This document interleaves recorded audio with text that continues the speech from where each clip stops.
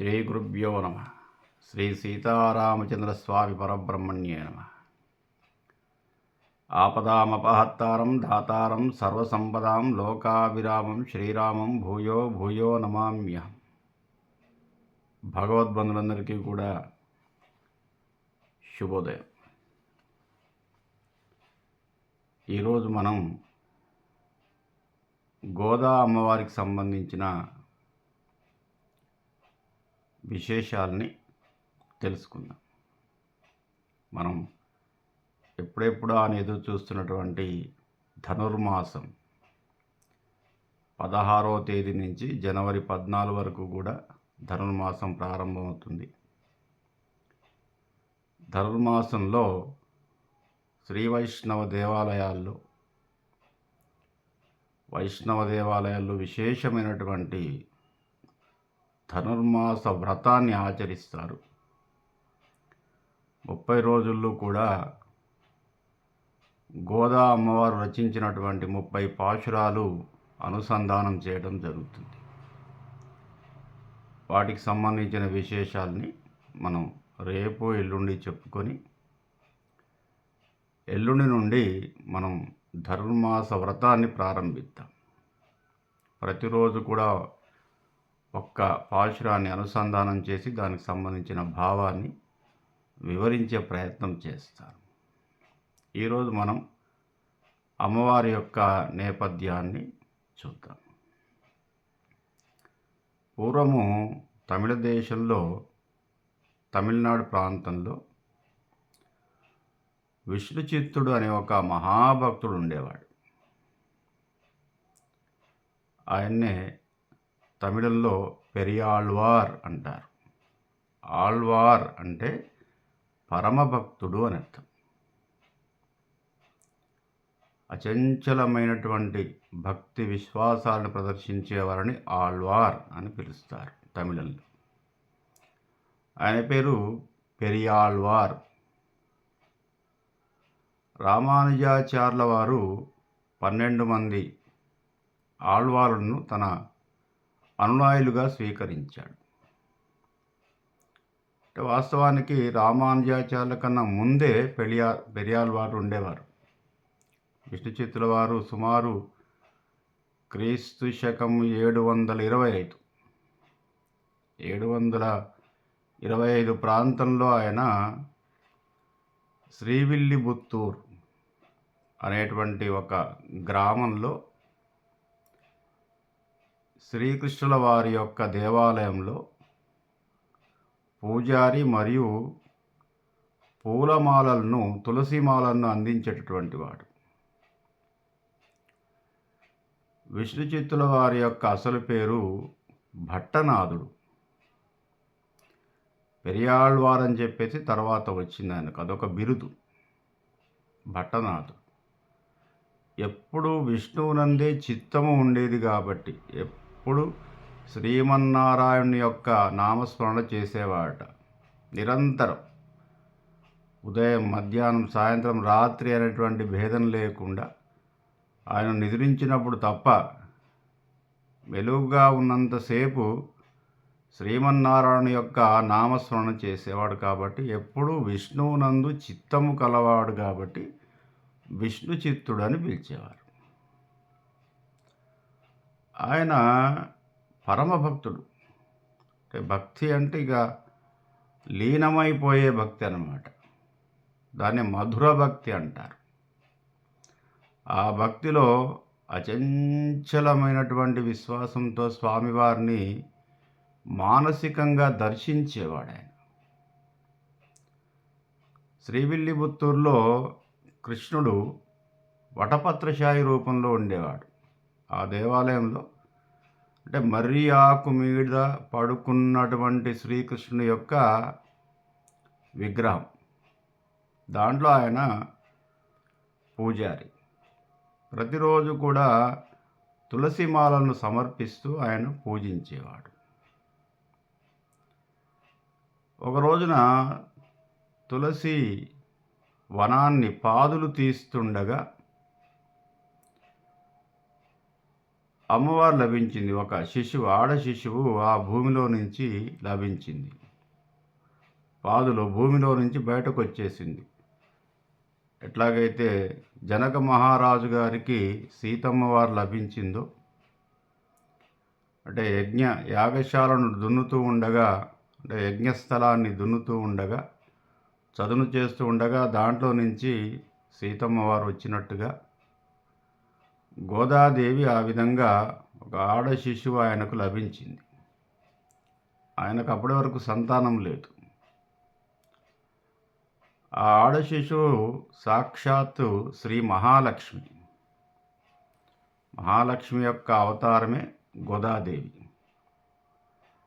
ముద్దుగా కోదై అని పేరు పెట్టుకున్నాడు ఆయన. కోదై. కోదై అంటే పూలమాల అని అర్థం. తమిళంలో కోదై.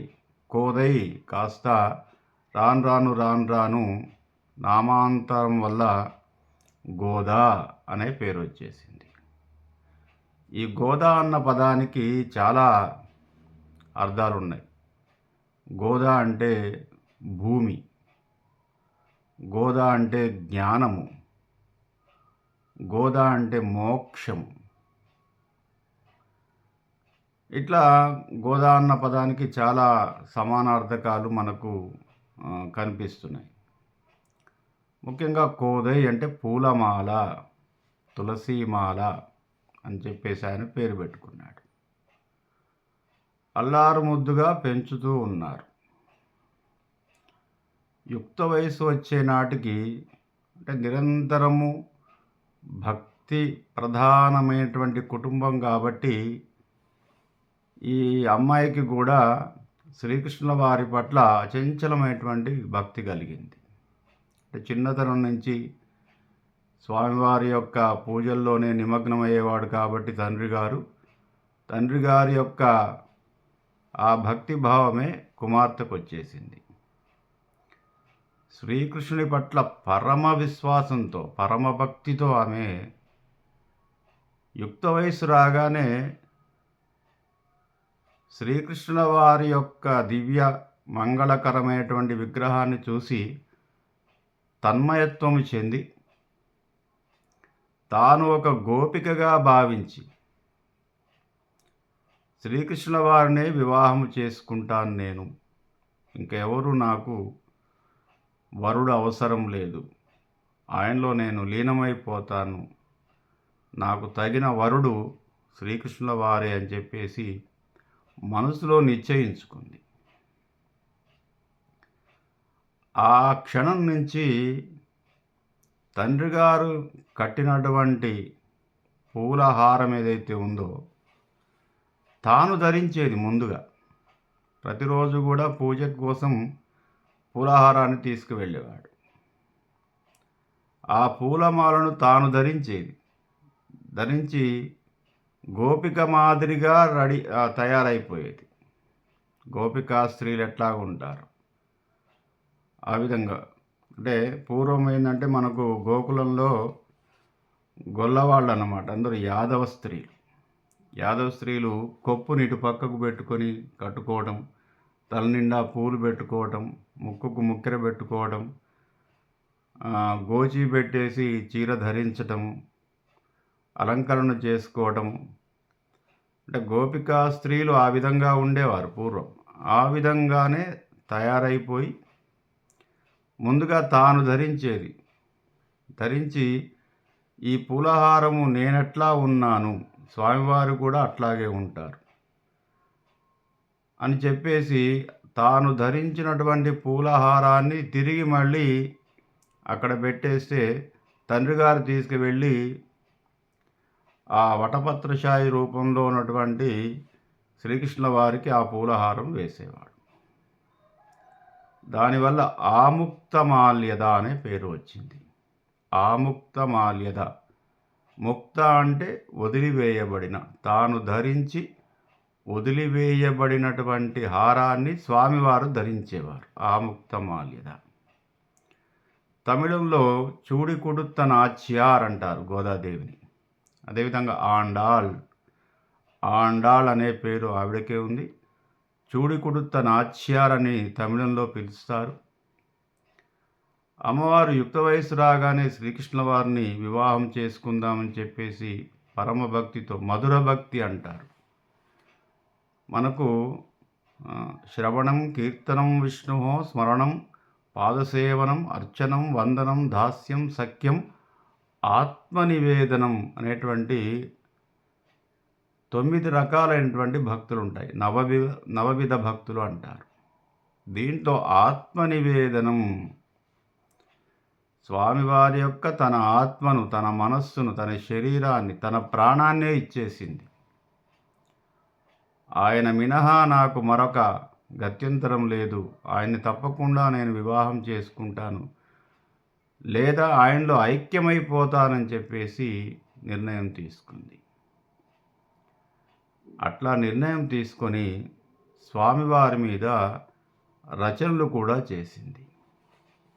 143 పాశురాలతో అంతకు మునుపే, అంటే ఈ 30 పాశురాలు తిరుప్పావై రచించక ముందే నాచ్యార్ తిరుమొజి అనే పేరుతోటి 143 పాటలను రచించింది శ్రీకృష్ణుల వారి మీద ఆండాళ్ మాత. దాన్ని నాచ్యార్ తిరుమొజి అంటారు. అది దివ్య ప్రబంధం. అది 12 ఆళ్వార్లో ఒక స్త్రీ ఆళ్వారు గోదామ్మవారు, 11 మంది పురుషులు. అంటే రామానుజాచార్య మహాస్వామి వారు 12 ఆళ్వార్లో ఒక్క స్త్రీ ఆళ్వారుగా మనకు ఆండాళ్ తల్లి కనిపిస్తుంది.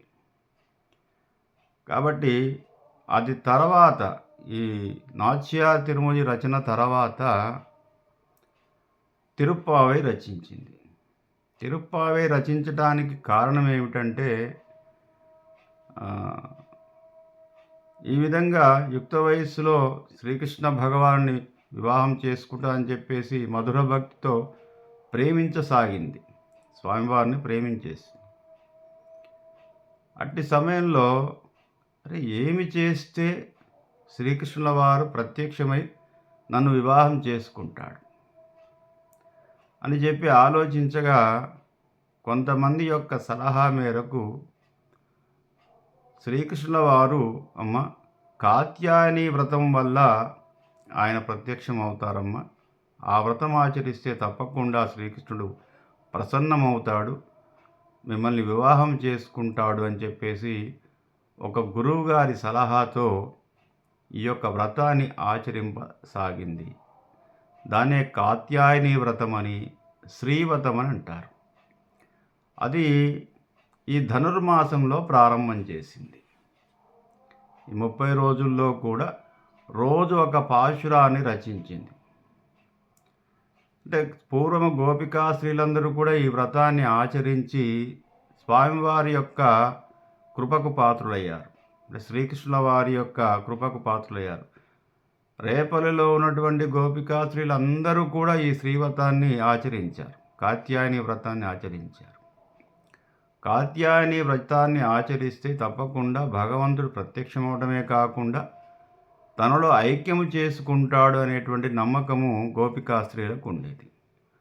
అందుకే గోపికలందరూ కూడా 16,000 మంది గోపికలు కాత్యాయని వ్రతాన్ని ఆచరించి శ్రీకృష్ణుల వారిని భర్తగా భావించి ఈ వ్రతాన్ని ఆచరించారు.